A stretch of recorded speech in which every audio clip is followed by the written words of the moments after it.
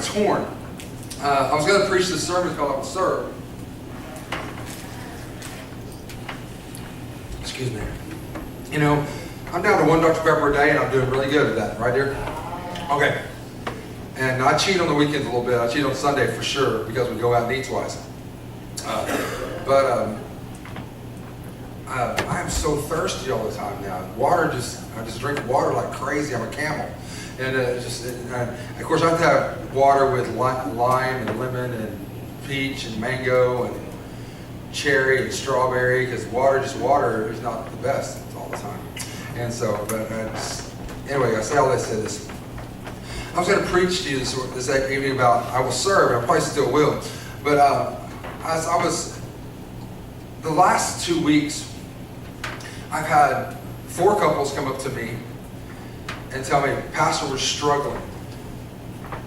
Struggling. Not with their marriage, but just their walk. It's been hard. Has anybody else felt that? I'm just asking. Okay. I've had 4 couples in the last 2 weeks come up and say that, and if you're in a 4, I'm not going to expose you. I'm just telling you, you're not alone. We walk this thing, and we have to walk it. If you heard what I said this morning, there comes some times when you get lost and you don't know where you're at. There comes some times when you are looking for direction from God and God's not speaking. There comes some times when you are in the middle of a desert and it all looks the same. And I don't know which way to go. And I don't know where to turn. But my advice, my prayer, my whatever to you would be this. Don't go back to Egypt. Don't go back. Keep moving forward. Keep going forward. Keep walking in the footsteps that you know. They may not feel familiar. Okay, how can I say this? When you grow in the Lord, everybody wants to grow in the Lord, but nobody wants to go through the growing pain. When you grow in the Lord, where you're walking feels unfamiliar because you've never walked that way. You with me? You've never walked toward that promised land because you've never gotten that far. In times past, you've gone back to Egypt. But now let's continue to walk forward. Are you with me?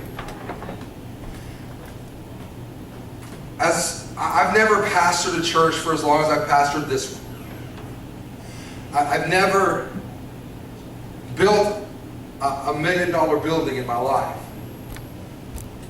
I didn't know what that all encompassed.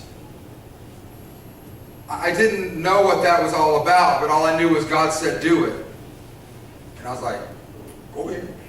Because I was too ignorant to know anything else. So now if God said do it again, I said, but wait a minute, God, what about this, and this?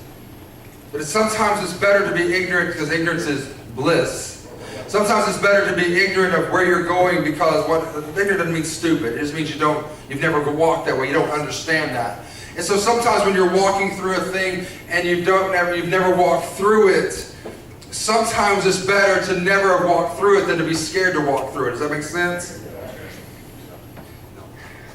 Because you don't know what to expect. But that's where the fear comes in. The fear comes in when you don't know what to expect because you don't know where you're going, because maybe you've gotten lost in the midst of the storm. You've gotten lost. And so for my couples, and 3 of them are here tonight, can I tell you to keep walking toward Him? Can I tell you to keep reaching your hand up even though it doesn't seem like He's grabbing your hand? Can I tell you to keep on searching and looking and praying and believing because He's still there. Even though it may feel like unfamiliar territory, and maybe you've never walked this way before and you don't know where you're going to put your foot next because it looks all like a trap, but it's not a trap. It's Him leading you, because there will be a pillar by day, a cloud, and a fire by night, and He will come find you. I promise you, sometimes we get lost in the desert, and sometimes we get lost and we don't know where we're at. We don't know where God is at. We don't know what's going on in our lives. But can I share with you that God's not lost just because we are? Can I share with you that God's not afraid just because I am? Can I share with you that God didn't take me the way I wanted to go, but He took me His way? You with me? And it may not make a lick of sense. And maybe you're hurting, and I understand that. But you know, when you were growing up physically, some things hurt you, but they taught you. You were lonely, but you made it through it. You put your head, not, I'm going to date myself, but you put your headphones in and you listen to whatever, and you cried because it hurt, but you made yourself keep walking. Amen? I will serve. If you have your Bible, turn to Matthew. I just wanted to share that with you for the couples that are here. There's 3 of you here. There's 3 of the 4 here. Keep walking forward. Matthew chapter 20, verse 28.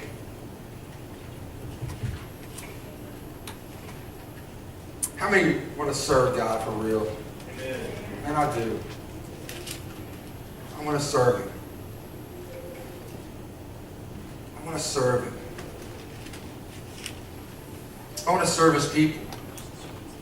God's people are good people. Sometimes we lose track that we are servants to God's people. I know you're a son and a daughter. I've preached it. I know you're a priest and you're a royal priesthood. I've preached it.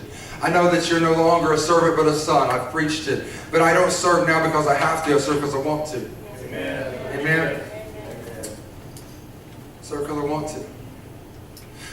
You ready? You got me? Matthew 20, 28.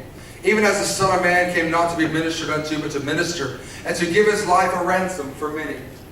Read Mark chapter 10, 45. I believe it's the same scripture, different way. Mark chapter 10, verse 45.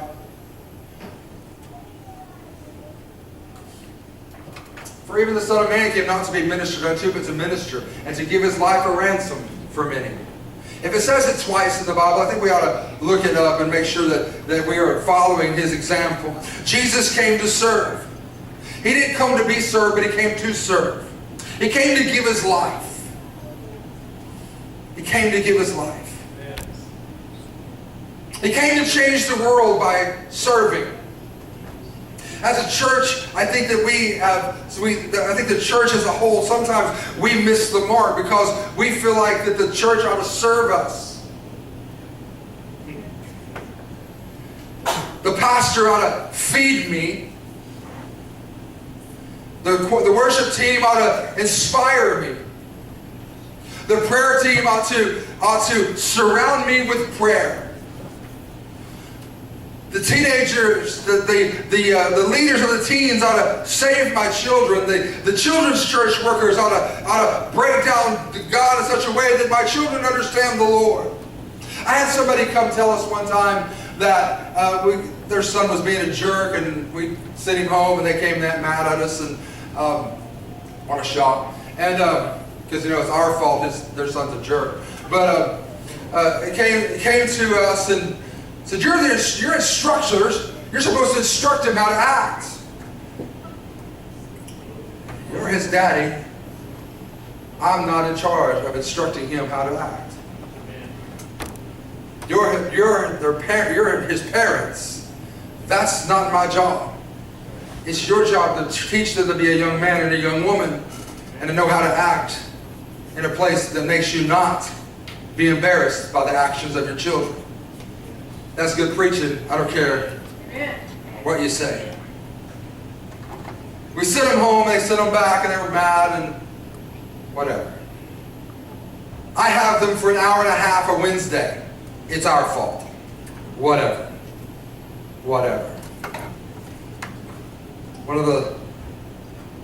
My wife and Kim, they drive vans on Wednesdays, and it's not always easy, is it, Kim?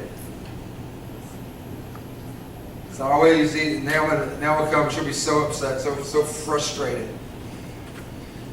And then she gets over it. She gets the keys and gets back in it on Wednesday again. It's so frustrating. See, to serve somebody who is so unappreciative of what you do. And then you still love them and you still pursue them. And you still go after them. But it's not any fun to be what we would call mistreated, even though we are serving. Listen, I say this all the time, that we can change the world. I believe with all my heart that we can change the world. I believe with all my heart, you're not in the right spot. That's like, you're not hiking. So, you're not in the right spot. Just got to throw me off there, but I'm sorry about that. But, holy cow. Okay, all right. No, you're good. So I was like, wait a minute. All right, so anyway, okay. So, I said this all, we can change the world. I believe that. I believe that we can change the world, but it takes everybody to serve. It takes everybody to say, yes, I'll serve. I'll do what God says to do. I'll be a servant of the house of God. I think we've missed the boat and we don't serve one another anymore. We expect people to serve us and we become consumers. And as long as we are producing a good product, I'll come consume it. Are you with me? Church has become the product. I like that product. I like the songs. I like the children's ministry. I like the whatever ministry. I like the people who open doors and hit me in the mouth. I like that. I like the people that are helping me and greeting me. I like that. And so as long as that is acceptable, I'll consume it. Are you with me? The church is not supposed to be a product that we consume. It's supposed to be a bunch of people who serve one another and lead each other and help each other to Christ.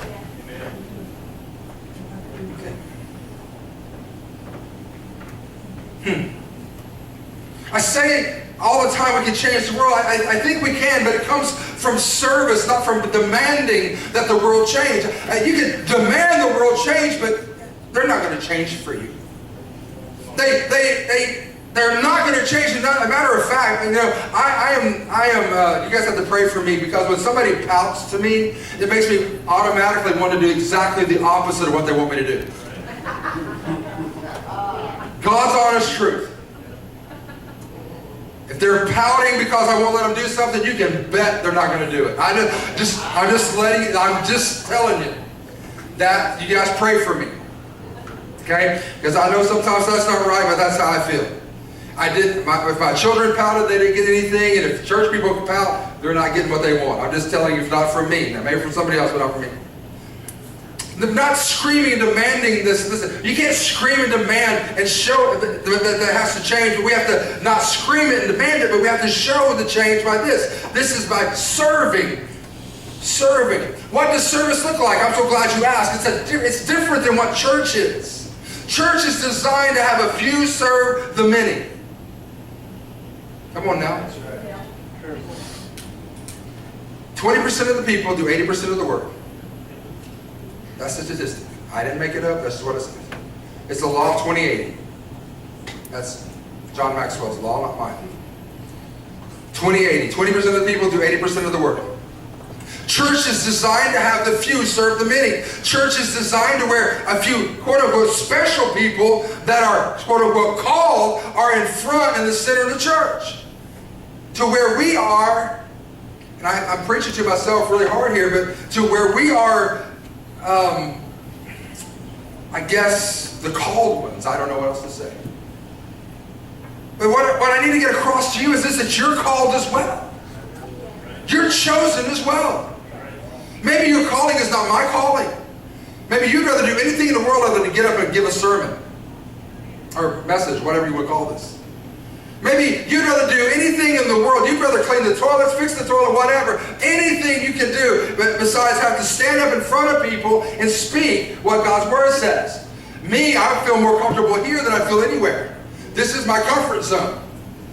I am so used to this. This is my comfort zone. But the church is not a bunch of called out, chosen stars that you guys consume. And then if you consume it, and if it's the product that you want, you keep returning. That's not what the church is called to be. That is not my vision of church, nor do I believe it's God's vision for church. It's God's vision is to be a servant. To rise early. Come on, somebody help me. I just want to help. This guy's got to help me a minute. To rise early and prepare. Listen, a servant sleeps less than those he serves. Because he serves until they go to sleep, then he prepares for the next day before he goes to sleep, and he gets up before they get up to serve what he has prepared. Somebody better help me a minute. And it's not like you can't just lay around and show up late and leave early and be a servant. Doesn't work that way. You can't show up at church time and leave before everybody else. They say, oh, I'm serving. No, you're not. You're not. Market doors are always here Sunday at 4 o'clock. Around-ish, 4-ish. The water doesn't get cold just because they showed up and the angels are here. Somebody does it. They vacuum. They clean. I'm just pointing them out. Just using them for example. Don't get mad at me. Just using them as an example. Because I know they get here every day at 4, every Sunday at 4. Larry and Carolyn Bruce come in every Wednesday morning and clean and prepare this house for you for Wednesday night service. They vacuum it, they clean it. Carolyn points out what Larry didn't do, and Larry has to go back and do it correctly. I've been in my office, I've heard it. Okay, so, but all kidding aside, they do that to serve you. So when you come, you have a vacuumed place to come. You have toilet paper in the holder. You have paper towels in the paper towel dispenser. You have soap to wash your hands. Please wash your hands. And you have soap to wash your hands. There's hand sanitizer back there. The rugs are clean. Everything's ready to go. Billy every Wednesday gets those vans ready. He cleans them and makes sure they're ready to go. And make sure the oil's right. Make sure the antifreeze is right. Make sure everything's ready to go. I wish I had a gas pump and fill up the gas too, so I wouldn't have to worry about it. But every Wednesday he does that. Why? Because he wants to serve. Serve. Every Saturday, DeAndre, Misha, Carrie, and Misha's boyfriend, Roy, they come down and they clean the church from front to back. They clean from the foyer to the fellowship hall every Sunday. Every Saturday. They clean it and clean it and clean it every Saturday. So you'll have a nice place to come to church. Some of you don't even know that. But they clean the kitchen. They clean the fellowship hall. They clean everything. Bathrooms, front and back. Classrooms, they vacuum. Church, they vacuum. They wipe off the altars, and they do an amazing job. So very proud of them. Y'all don't know Misha's story, but Misha has a hard story. And that she's even serving in the church is a miracle. Amen. I'm so proud of her. But a servant sleeps less than than the person that he's serving. A servant plans their lives around those he's serving. A servant finds a way to serve without being asked to serve. Oh, Jesus, it got quiet right there.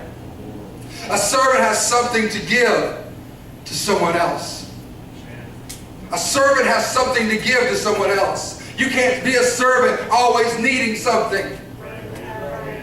You have to be a servant to give something. I give you this. I give you that. I'm serving you. You can't serve empty-handed.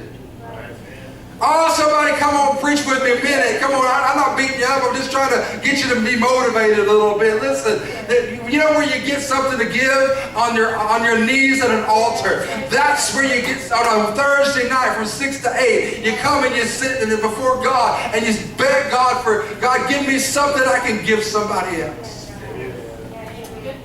Won't He do it? I'm talking to people that know. Won't He do it? Amen. How about people who were broken and God put back together? Won't He do it?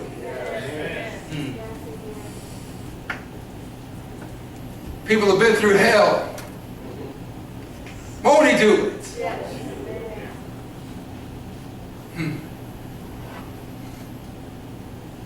I preached this morning,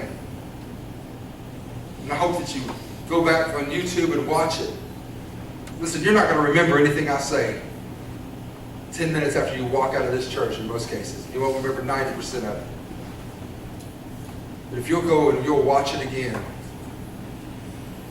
We don't do that so Teresa has something to do. Amen. We do that so you can, if you miss a service or you miss something in it, or maybe you didn't take a right note or something, you can go to Temple of Praise PCG on YouTube and you can watch every service we ever had. It's not the best audio because it's just the microphone on back there on the camera. We'll do the best we can with what we got, right? It's not the best audio. Teresa does a great job of videoing it. She keeps up with me most of the time. But hear me. This morning I preached this message about being lost. And this morning I preached about how we sometimes, even though we've been set free, we have a mentality of slavery.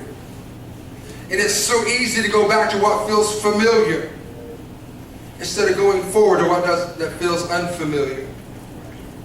You can't serve empty-handed. A servant is not a servant because they say they are. Amen. A servant is not a servant because someone called them a servant. A servant has something to give. Amen. I'm going to serve you something. Yes.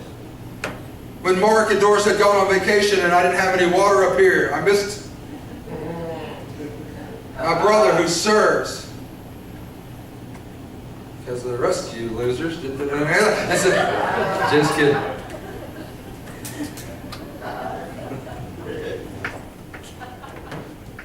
Nobody knew where the offering bags were at. Nobody knew where anything was at. They were laying in their office. Mark didn't hide them. He didn't stick them underneath something. They were in the office. In Kevin's office, not mine. Listen, a servant is a person ardently devoted to another or devoted to a cause. A servant is a person ardently devoted to another person or to a cause. In Christianese, they say this: I serve the Lord. I go to church, I give offering, I pay tithe, I do my job at church, I listen to the preacher, I'm a good person, etc. And we call that serving the Lord.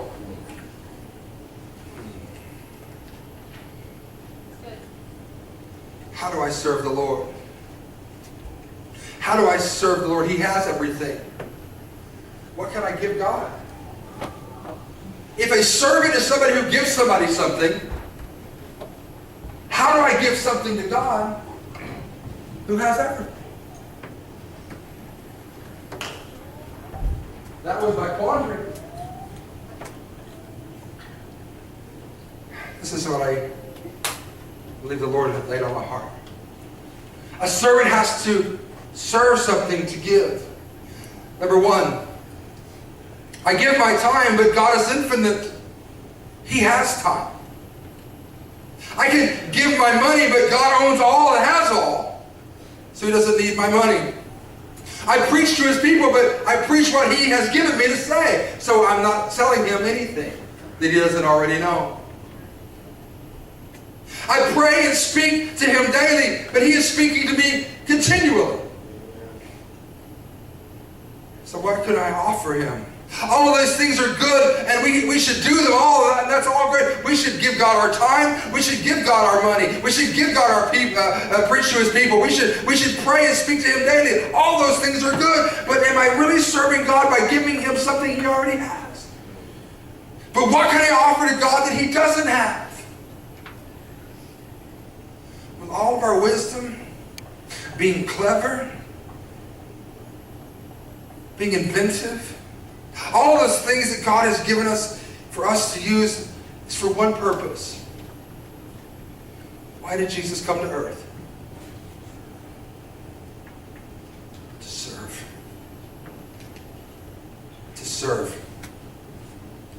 to seek and to save that which was lost. Luke 19:10.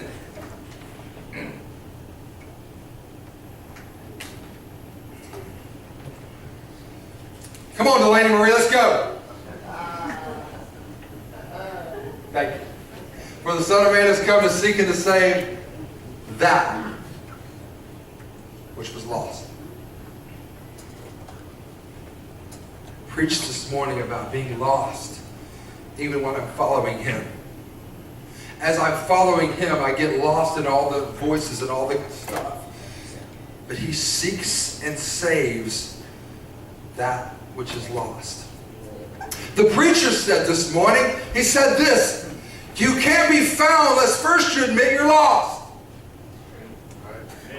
The preacher said this morning that God cannot answer a prayer when you're not honest with your prayer. Amen. As long as you continue to lie while you pray, He can't answer your prayer. Because my God is a spirit, right? Amen. And those who worship Him must worship Him how? Spirit and what? We know it. Why aren't we doing it? Why can we not go to God and just simply say, God, I am lost and I don't understand. Why? There's nothing sacrilegious about asking God a question. If there were, Jesus would not have said, my God, why hast thou forsaken me? Come on, somebody. Brother Darrell, hold my tea. I feel like preaching. My God, why hast thou forsaken me? And I know I'm standing here, and you are sitting under the sound of my voice, and some of you you've never mentioned it with your lips, and you've never said it out loud, but you've thought it in your spirit. God, why have you forsaken me? Come on, somebody. Can I tell you what you can give God? Go ye into all the world and preach the gospel. All souls belong to God. The only thing that we can give God that He doesn't already possess is the lost soul of someone coming to a forgiving Father who has been waiting with an open kingdom for them. That's the only thing I can do to serve God, is present Him a soul that He doesn't already have, because a servant must give Him something. Come on.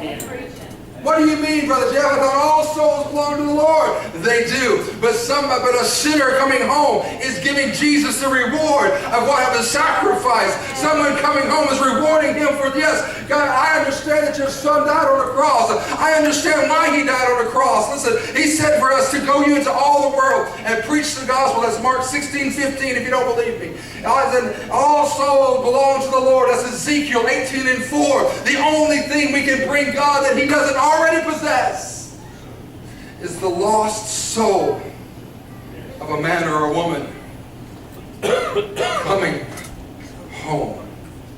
A lost soul coming home to a forgiving Father. One who's waiting with an open kingdom for them. Someone who's waited so very long that he's standing there watching and waiting and longing for his children to come back home. And some of them will and some of them won't. But it's not up just to them. Come on. I serve the Lord. How can I serve the Lord unless I bring Him something He doesn't already have? Or if I don't bring Him what He's asking for? A servant brings the master what he wants, not what they think he wants. Come on, somebody. Man, that's good. A servant just doesn't bring whatever they think they should bring. Well, I brought you praise, didn't ask you for it. Oh, I brought you money, didn't ask you for money. I brought you this. I didn't ask what I asked you for. I asked you to go into all the world and listen to this. Go into all the world and preach the gospel, making disciples. Oh, that's what he said. Does he want your worship? Yes. But does he deserve it? Yes. Should he get it? Yes. That is not serving him because he already has that. Serving him is bringing a lost soul. I will serve. I will serve. I will pray and I will seek God. God, send me. Send me. Send me. There's a book that I think the whole church ought to read. It's called Letters to the Church by Francis Chan. If you don't read it unless you want to be convicted.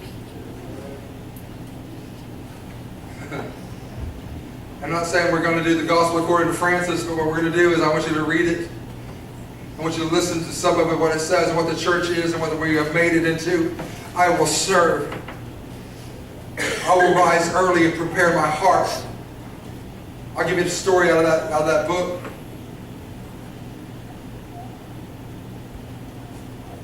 Brother Chan went to China, Went to China. Making some history.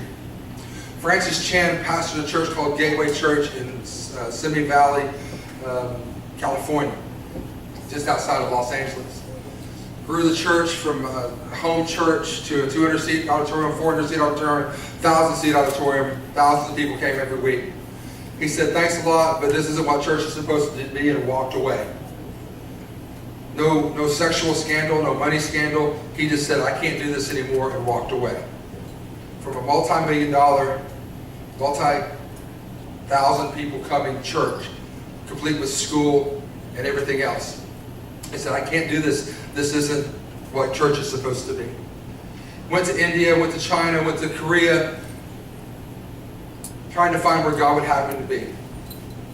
When he was in China, he said that I was convicted because the Chinese Christians would pray, God, send us to the most dangerous, hardest parts so we can get souls saved for you, and maybe we can suffer for your sake.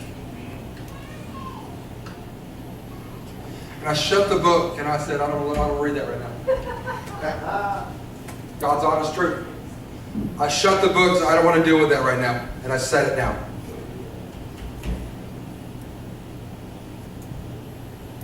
Because as an American church, our goal is to go to the nicest building, have the best music, the best speakers, the best of everything, and get me out in 90 minutes, tops, so I can go back home and I can get on with my life. That's our perspective. Come on now. Right now you're looking at your watch because it's 10 after 7. How long is he going to say? How long is he going to sit up there and talk? There's probably something on you want to watch on Sunday night. There may be something. Listen, I know I'm preaching at you guys real hard, but listen to me. I thank God you're here on a Memorial Day weekend. A lot of folks aren't. A lot of folks think Memorial Day is about drinking beer and being at the lake and whatever, man. Whatever. That's not who I am, though. But as the young Christians in China are praying, God, send us to the hardest part.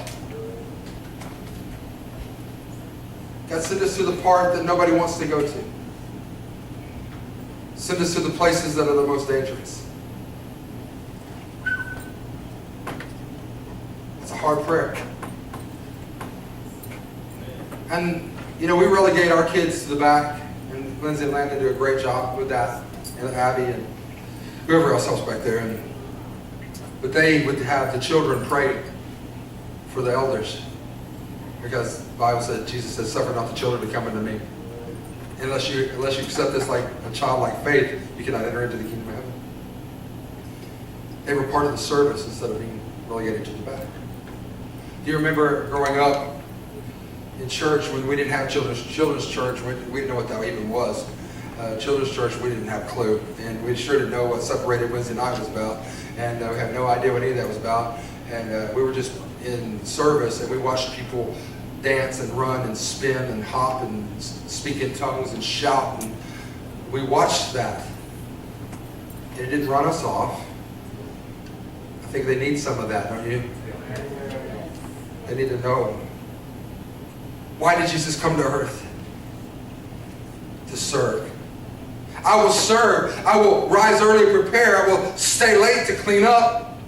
I will do what's necessary to bring something to God. So do we serve the Lord or not? So how do we do this? In Matthew chapter 25, 31 through 46. I'm going to read most of that. Matthew chapter 25, starting with verse 31, going through verse 46. The Lord said unto him, Well done, thy good and faithful servant. Thou hast been faithful over a few things. I will make you ruler over many things. Enter thou into the joy of the Lord. That's not it. 30. It was 31, not 21. That's not right. There you go. Thank you. When the Son of Man shall come in glory, and all the holy angels with him, then he will sit upon the throne of his glory. Keep going. And before him shall be gathered all nations, and he shall separate them one from the other, as a shepherd divideth sheep from goats. And he shall set the sheep on his right hand, and the goats on his left. And then shall the king say unto them on his right hand, Come, you blessed of the Father, inherit the kingdom prepared for you from the foundation of the world. For I was an hungered, and you gave me meat, and I was thirsty, and you gave me drink. I was a stranger, and you took me in. Now you get the picture. Naked, and you clothed me. I was sick, and you visited me. I was in prison, and you came unto me. Then shall the righteous answer him, saying, Lord, when saw we thee and hungered and fed thee, or thirsty and gave you drink? When saw we thee a stranger, took thee in, or naked and clothed thee? Or when saw we thee sick or in prison and came unto thee? And the king shall answer and say to them, Verily I say unto you, insomuch as ye have done it unto one of these, least of these, my brethren, you have done it to me. Keep going, we're almost done. Then shall he say unto them that the left hand, Depart from me, ye cursed, to the everlasting fire prepared for the devil and his angels. For I was hungered, and you gave me no meat. I was thirsty, and you gave me no drink. I was a stranger, and you took me not in. Naked, and you clothed me not. Sick, and in prison, and you visited me not. Then shall they also answer him and say, Lord, when saw we thee hungered and thirst, a stranger, naked, sick, or in prison? We did not minister unto thee. And he shall answer them and say, Verily I say unto you, insomuch that ye did not to one of these, at least of these, ye did it not to me. All these shall go away into everlasting punishment, but the righteous into life eternal. Go back to verse 38, I think it is. Off the top of my head, I think it's 38. 30, go to 36. 35. I can't remember what it was. There it is. For I was hungry, and you gave me meat. Jesus gave us a blueprint of how to serve the Lord. Look at me. Don't get distracted on me. Look at me. I know I read a lot of scripture and people start zoning out. And they say, you know, okay, you start checking your voicemail and stuff. Okay, listen, okay. Wait. For I was hungry. Go to New King James, because King James killed it. Can I get a vowel on the getter? Can I get? Yeah. Thank you. We've got vortices. Okay, so sorry. It's just a condensate. All right, here we go. For I was hungry. I was hungry, and you gave me food.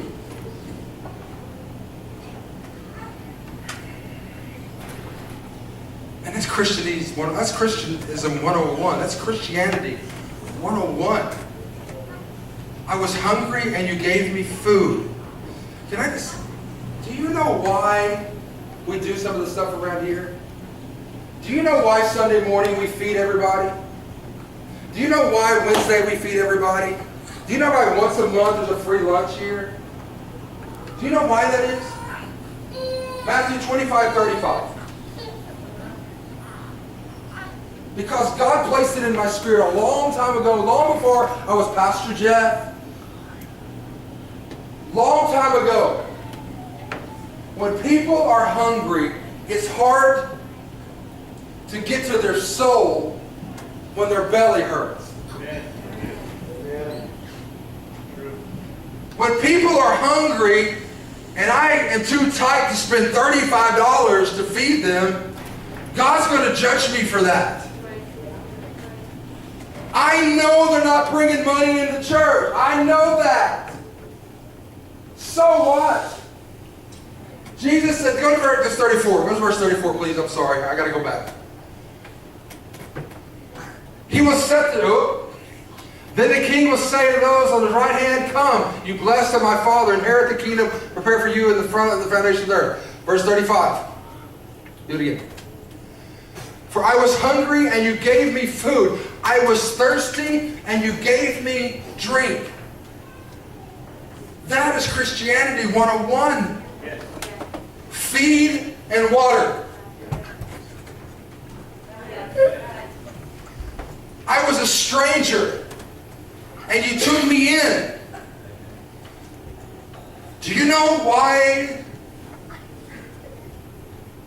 there's a young man living in one of my houses that I'm paying for?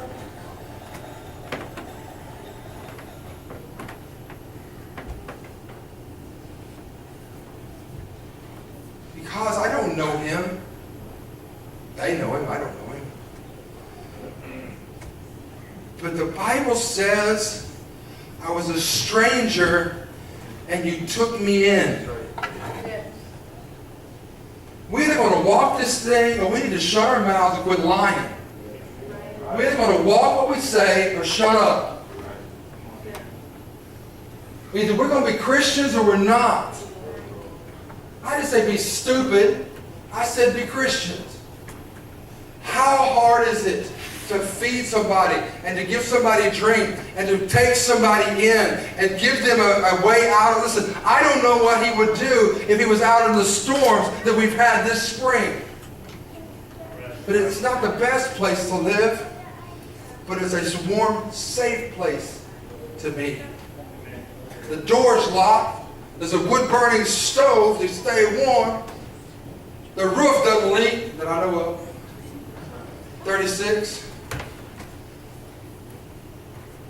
36, thank you. I was naked and you clothed me. Have you ever been here and seen what this church does to buy coats and hats and gloves and underwear and socks? Why do we do that? Because Jesus said, I was naked and you clothed me. I was sick and you visited me. Why is it important to go see Juanita or talk to her? She don't want you to go see her. She has her immune system down. She don't want to get sick. But she would like to have contact. Why is it important to go see Sister Vera in the hospital? Why is it important to go see anybody in the hospital? Because I was sick and you visited me. I was in prison and you came to me. Now, I don't know anybody in prison that I know of. And it's very difficult to get into Seminole County if you've ever tried to visit anybody if you're not a relative. I've tried to play the preacher card and it didn't work. Not making an excuse, I'm just saying. I don't know anybody in prison. But if you do know somebody in prison, my brother, Randall, they can get cards and letters and stuff, right? Send them something. Send them a card. Send them something to let them know you're thinking about them and praying for you. Let's go to verse 37. 37. Then the righteous will answer him, saying, Lord, we never knew when you were thirsty or hungry or you needed drink. Verse 38. When did we see you a stranger take you in or naked? See, here's what I love about this verse. They don't even realize they did it. It's just part of their DNA. It's just what they do. If they see somebody hungry, they feed them. They see somebody thirsty, they give them something to drink. They see somebody homeless, they help them. They see somebody in prison, they go visit them. See somebody sick, they go visit them. It's just part of their DNA. And that's why I'm pointing out to you, you don't even know that our church does that stuff. But it's part of the DNA of this church. Why? Because I have a Bible. And in Matthew it says to do this stuff. I know people think I'm an idiot, but I'm really not. I really kind of know what I'm doing, a little bit. And God has really kind of instructed me a little bit. And so I do kind of understand that Matthew chapter 25 means if we don't do these things, then He's going to do what He says He did to the people who didn't do these things and say, depart from me, you workers of iniquity. You are now in hell with the devil and his angels, and I don't want to go there. Because why? Because you didn't feed me, you didn't clothe me, you didn't give me anything to drink, you didn't come visit me, you didn't care I was in jail, and you didn't care about me when I was homeless, you didn't care about, you were so busy trying to be served that you couldn't serve anybody. Okay. I will serve. When do we do? When we do to the least of these, we serve. And I'm almost done. I said this a while ago, I got ahead of myself, but being a servant is not always fun. Well, amen. Probably don't know that if you've not ever served.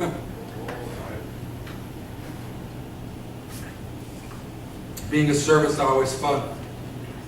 It's not always fun to be here before everybody else and leave when everybody leaves, after everybody leaves. It's not always fun to get here early.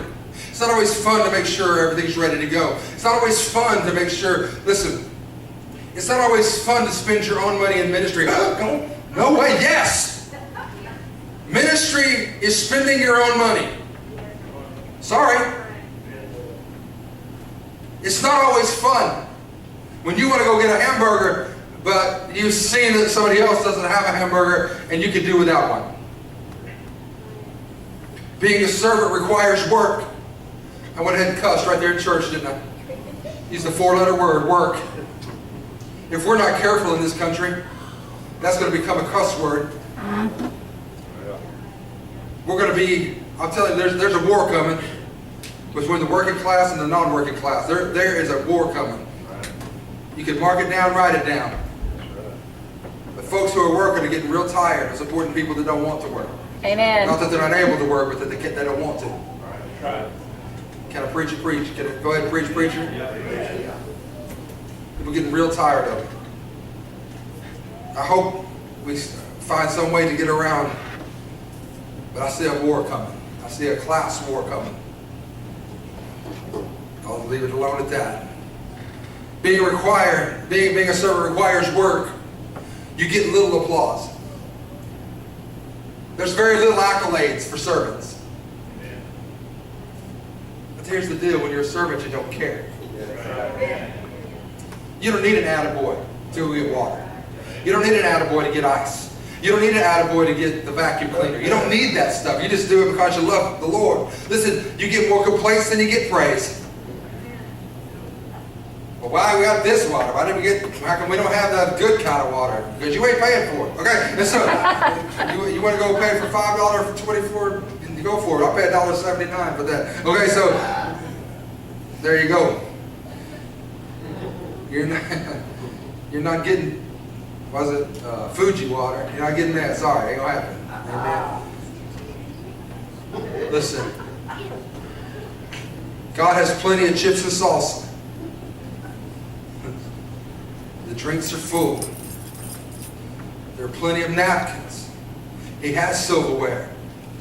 He's just waiting for the entree. The thing he paid the most for. I love to go to Mexican restaurants because I like to eat chips and salsa talking about the pop.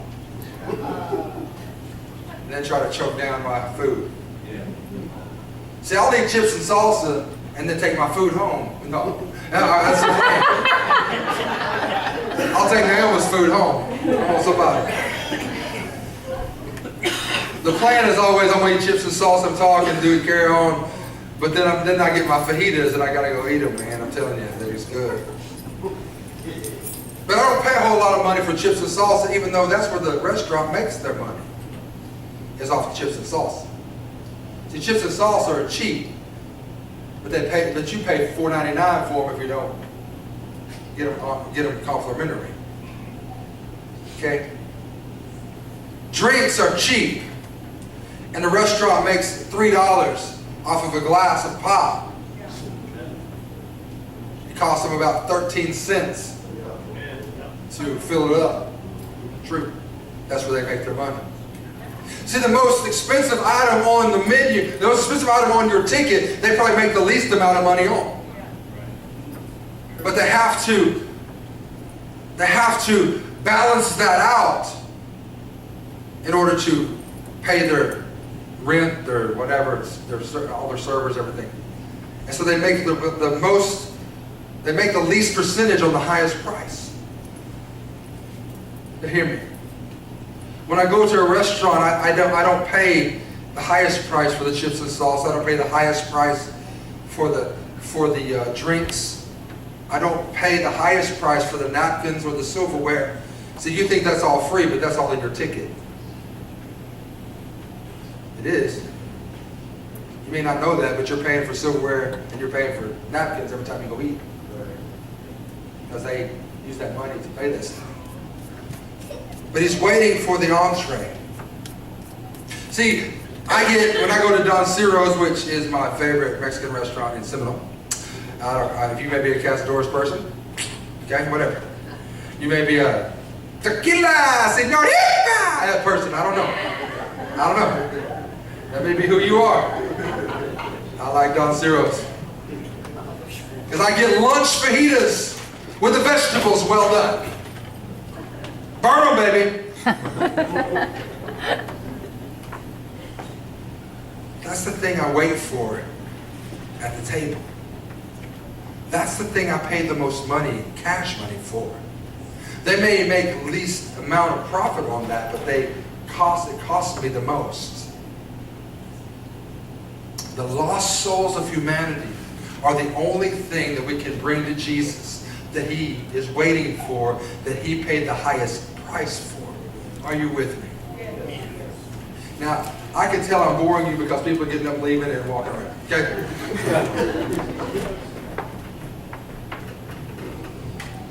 5 people have checked their voicemail and their emails and see if the thunderstorms are headed our way yet.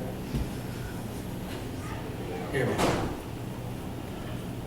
2 minutes. Count it down. 2 minutes. Church, before I ever read letters to the church, I wrote this message. I wrote this message 2 years ago. And as I was looking through some things, God began to deal with my heart. I didn't preach it the same way tonight as I preached it 2 years ago. Because I have a little more wisdom now after reading.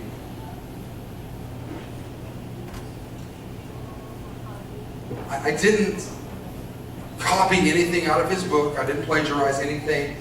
That is all what God gave me to preach to this church 2 years ago, over 2 years ago. Because as a church, it's our job to serve. Amen. Not just the community, but each other.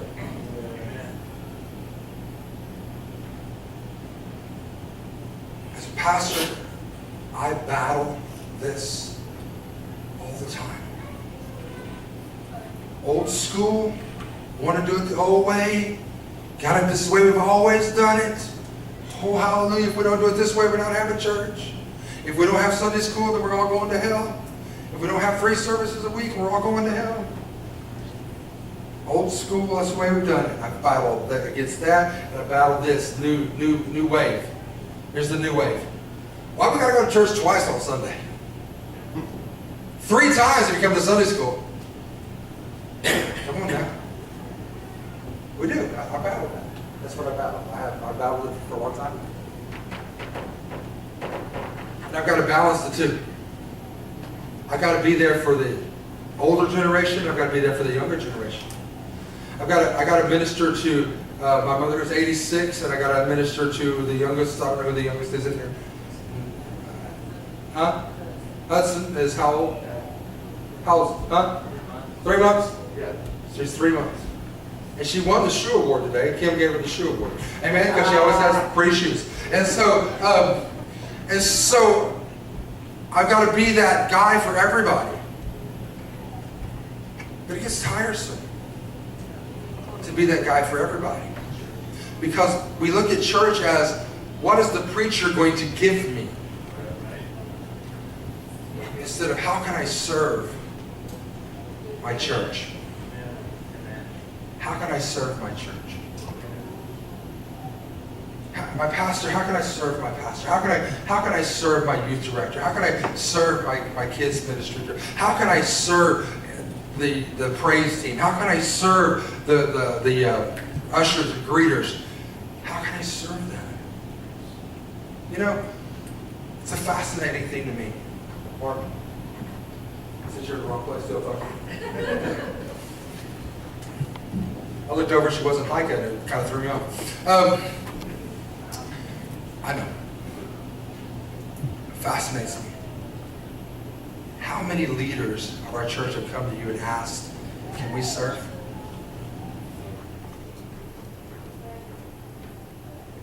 That's what I thought.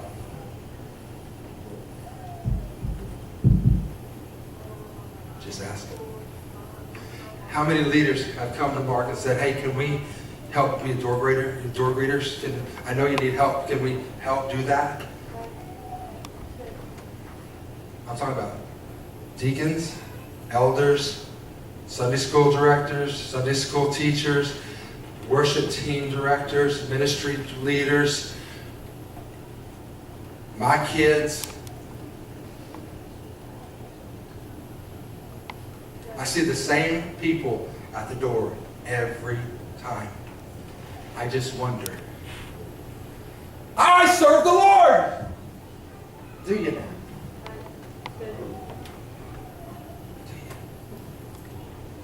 Woo! Got quiet up in here. Just using it for an example. Don't get mad at me.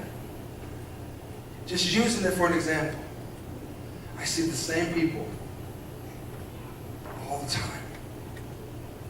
And I just wonder, how much more of an impact would you have as a leader if you led? And said, I want to be, when they walk through the door, I want to welcome to the house of God because I'm proud of my church. Hey, how are you, man? How are you? Good to have you here. Good to see you. Man, can I get you something? There we have water over here. You need some water. The bathrooms are here, and I know you know where everything is at, but I'm just letting you know. Nobody's in that one right now if you need to go. Just letting you know. You might give that one a minute. Landon was in there, but I'm just telling you. Just letting you know. You just never know. I think you lit a match. It's okay. It's going to be all right. So it's going to be okay. But I'm just saying, if we're going to say it, let's do it. Amen. If you're going to be a servant of the Lord, then let's serve His house. Let's serve His house. Oh yeah, you're going to have to get here 5 minutes earlier. Okay, 20. Okay, you're going to have to get here earlier. Yeah, you're going to have to stay later. Yeah, you're going to have to wipe up water. You're going to have to actually talk to people. Heavens, no! Talk to people. You're going to have to shake somebody's hand. We have hand sanitizer, but don't do it in front of them. Shake their hand and go, glad you're here. Don't do that. Just keep your fingers out of your mouth. But just come and welcome into the house of the Lord. That's just an example. I'm not yelling at you for anything. We have 4 adults I can count on every Wednesday to be out in this yard watching a bunch of kids. 4.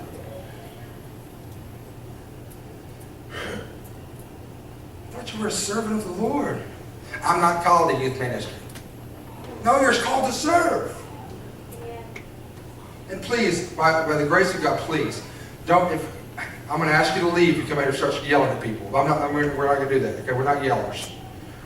We don't yell, we don't scream. We're not doing that, okay? Now, I've gotten loud, but I'm not going to yell and scream, okay? So listen. It's another just example. Get involved. Get involved. Remnant has stuff all the time. You know how cool it would be if somebody else came and turned the air conditioner on and set up everything? You know how cool it would be? That'd be awesome. It'd be absolutely fantastic. Men's ministry, it's always, boy, y'all got quiet, y'all mad? Okay, come on. Don't get mad. You said you're servants. Yeah, that's right. That's right. I said what a servant is. You got to give somebody something they don't have.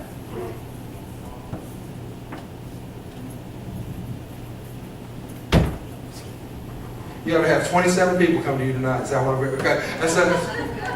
And if you don't, let me know. Amen. And 59, 50, 2 minutes. Okay, we're done. All right. Okay, 15. So what? All right, listen. I want to serve. I want to serve. You have a good church. Amen. You do. Whether you know it or you're just used to it, you don't know it. You do. You got a house full of people who love God in this house. They do. They wouldn't be here on Memorial Day weekend if they didn't love God. Are you crazy? They didn't come here to hear me. They came because they want to be in the presence of the Lord. They love the Lord. You have a house full of people who love God and want to serve Him.